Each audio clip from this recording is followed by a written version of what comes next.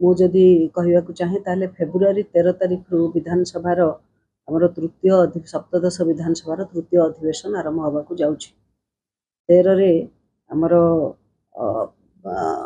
परंपरा अनुजाई गवर्नर माननीय महामहिम राज्यपाल अभिभाषण एवं तत्पर 14-15 2 दिन धरी अभिभाषण संपर्कित आलोचना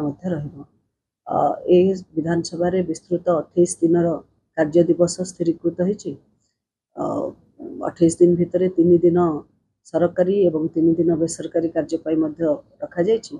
प्रमुखतः विधान सत्र रे बजेट आगत हम और बजेट उपर विस्तृत आलोचना हेब। आमर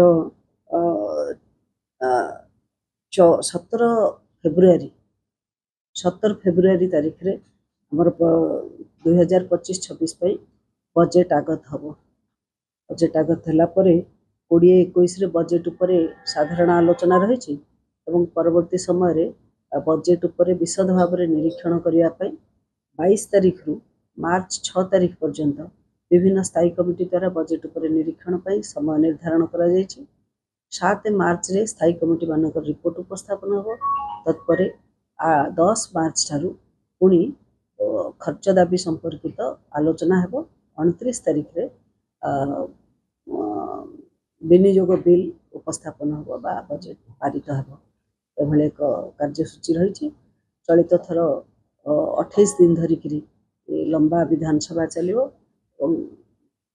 2025-26 बजेट आगत हम बजेट पारित हम ये हूँ मुख्य विषय अधिवेशन। देखो संभाव्य तो अनेक कथा अच्छी कि कथा हूँ सरकारी दल शासक दल निश्चित भाव में बजेट उपस्थापना करेंगे।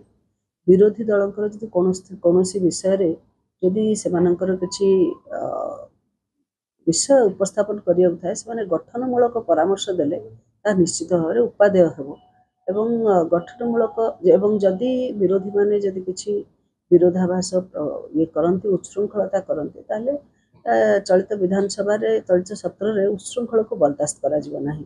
निश्चित भाव में गठनमूलक परामर्श दिंतु विरोधी दलर भूमिका निर्वाह करंतु एवं राज्य आगक बढ़ विकास पथरे आगक जीव से गठनमूलक परामर्श दिंतु एक कथा मुझे कहबी।